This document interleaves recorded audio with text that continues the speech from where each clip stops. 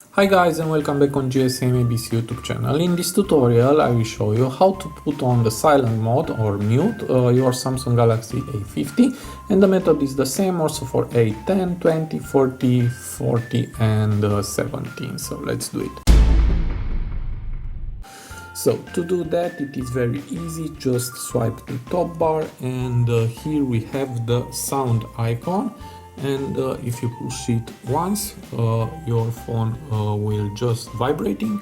If you push once again your phone will be on silent, as you can see is on mute, and if you hit here you can put it on temporary mute, and the remaining time is 1 hour, and then your phone will be back on the sound. Also from here you can turn off the media sound. So it is very easy. I hope this tutorial to be useful for you, and see you to the next. Have a nice day.